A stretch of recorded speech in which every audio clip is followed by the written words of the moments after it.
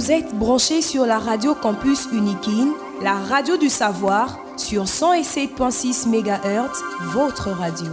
Bonjour à toutes et à tous et merci de rester fidèles à votre radio, la radio Campus Alma Mater. Nous allons vous présenter les grands titres de ce bulletin d'information. Début du recouvrement forcé des frais académiques à l'université de Kinshasa.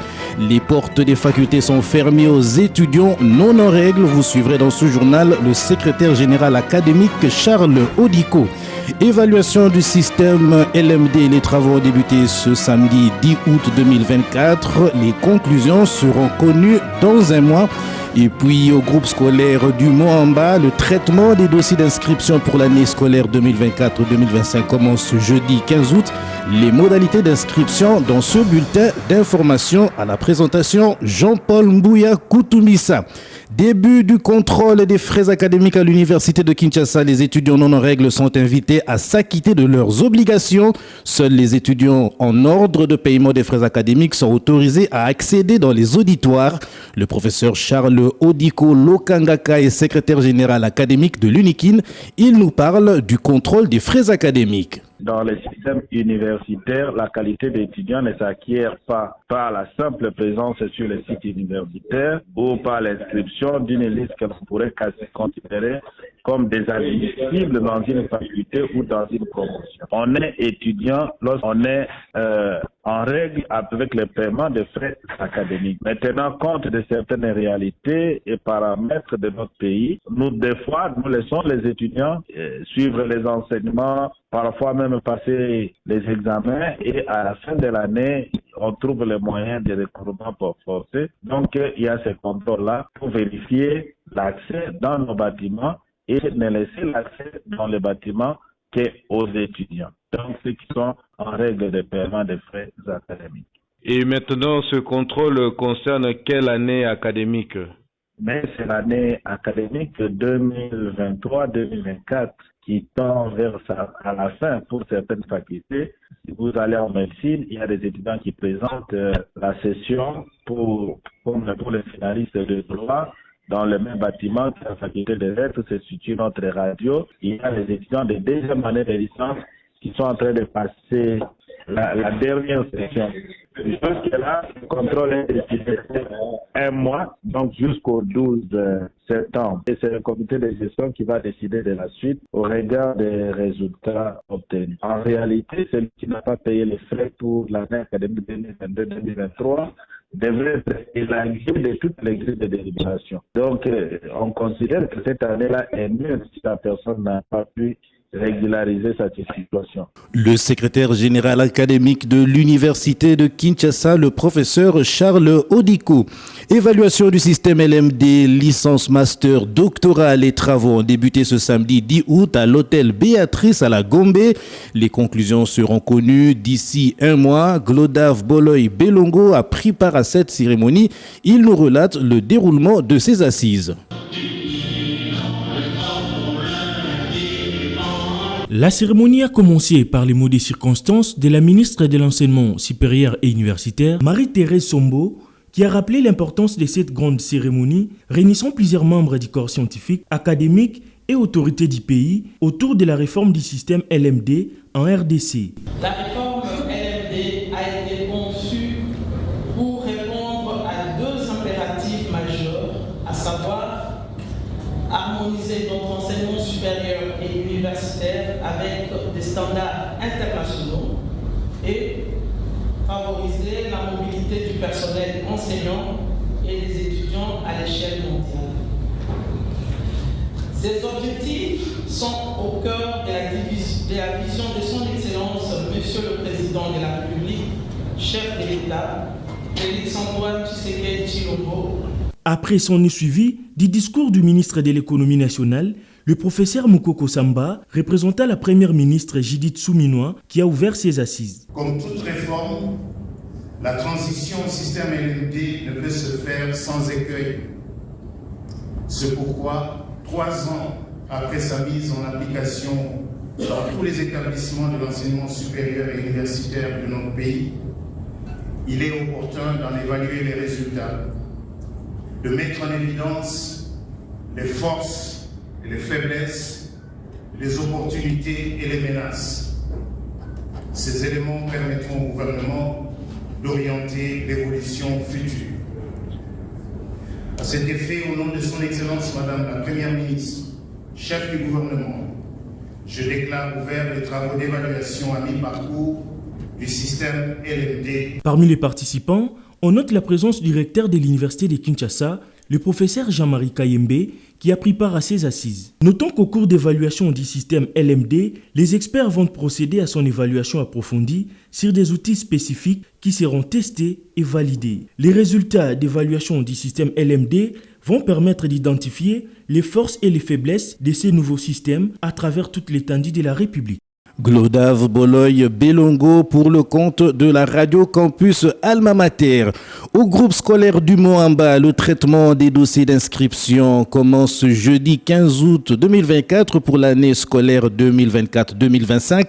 Les classes les plus disponibles sont celles de première et deuxième primaire.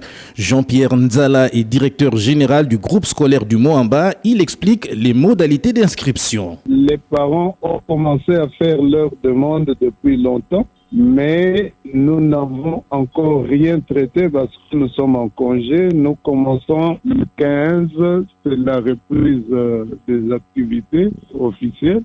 Et donc, à partir de ce moment-là, nous allons commencer à étudier toutes ces demandes. Nous inscrivons essentiellement en première année primaire et deuxième. D'abord, il faut prouver que l'enfant a fait la maternelle et puis on va voir par rapport au petit test qu'on leur fait passer si l'enfant peut étudier en première année primaire. Ça, c'est l'école primaire. Alors, pour les humanités ou les secondaires, c'est l'école de l'après-midi qui est en train d'inscrire dans les classes de recrutement, c'est-à-dire 7e ou 8e, et un tout petit peu première et deuxième secondaire, là où il y a encore quelques places. Les conditions de sélection, il faut amener la preuve que l'enfant a étudié l'année passée dans la classe précédente, quoi. Aujourd'hui, le Moamba est en mesure d'accueillir dans son ensemble à peu près combien d'élèves? Nous allons jusqu'à 6500, de la maternelle jusqu'aux humanités. Vous venez de suivre le directeur général du groupe scolaire du Moamba, Jean-Pierre Nzala. Les enseignants revendiquent un salaire minimum de $500 américains avant la rentrée scolaire 2024-2025. Ils se sont prononcés ce samedi 10 août 2024 à l'issue d'une réunion du CIECO. Merveille Congo nous en parle. Une recommandation a été faite le samedi dernier par les enseignants congolais exigeant un salaire minimum de $500 avant la reprise des cours prévue pour le 2 septembre 2024. Ils menacent de ne pas reprendre les classes si cette demande n'est pas satisfaite. Un enseignant, joint par la rédaction de la Radio Campus, salue cette initiative qui a été prise par ses collègues. Actuellement, le salaire d'un enseignant, vraiment, c'est un salaire de misère. Parce que je ne pense pas qu'aujourd'hui, à Kinshasa, un enseignant qui réside dans la commune de Bandalungwa, Lingwala ou de la Gombe, voire même ceux qui sont au fin fond, vivre leur vie correctement avec ces salaires. Donc, je pense que cette recommandation tient absolument debout. Aux autorités compétentes de pallier à cette situation, afin d'aider les enseignants qui travaillent d'arrache-pied pour assurer l'avenir des enfants. Merveille Congo pour le compte de la Radio Campus Alma Mater. Célébration de la Journée internationale de la jeunesse. La cérémonie a eu lieu ce dimanche 11 août. Le thème pour cette célébration est l'éveil de la jeunesse dans le processus de paix pour le développement durable en RDC. La ministre de la Jeunesse et Éveil patriotique, Noéla Aina Gato, a présidé la cérémonie. Je vous propose de l'écouter. En ce jour de célébration qui nous est dédié, je voudrais rappeler que la jeunesse occupe particulièrement une place prépondérante dans le thème international communiqué par les Nations Unies, je cite, « les compétences des jeunes au service de la paix et du développement ». Par là, je tiens à interpeller chacun de vous sur notre implication directe ou indirecte à relever les défis sécuritaires qui sont étroitement liés au développement de notre pays. À cette occasion, je déclare que pour cette année, le thème national est « L'éveil de la jeunesse dans le processus de paix et pour le développement durable en RDC ». Personne n'est mieux placé que nous, la jeunesse congolaise, pour comprendre les enjeux actuels auxquels nous devons absolument faire face. Comme vous le savez tous, notre pays fait face à une guerre injuste lui étant imposée, une guerre qui nécessite plus que jamais notre participation à tous les niveaux. Je fais ici appel à nos sentiments patriotiques afin que chacun, dans nos domaines respectifs, peu importe notre province d'origine, puissions nous impliquer davantage dans le processus de paix et du développement durable. La ministre de la Jeunesse et Éveil patriotique, Noéla Ainagato, des propos recueillis par Jonathan Kachama. C'est déjà la fin de ce bulletin d'information. Je vous rappelle les titres développés. Début du recouvrement forcé des frais académiques à l'université de Kinshasa. Les portes des facultés sont fermées aux étudiants non en règle. Vous avez suivi le secrétaire général académique de l'UNIKIN, le professeur Charles Odiko Lokangaka.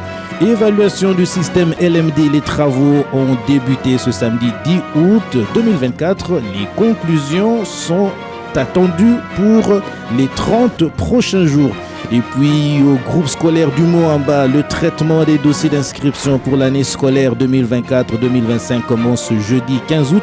Les modalités d'inscription, vous les avez suivies dans ce bulletin d'information. Concours rédactionnel Glodave Belongo, Jonathan Kachama, Merveille Congo, à la technique Sylvain Chizungu, assisté par Emmanuel Boutella. Restez branchés sur la 107.6 MHz, la Radio Campus, la radio des hommes intelligents. Vous êtes branchés sur la Radio Campus UNIKIN, la radio du savoir, sur 107.6 MHz, votre radio.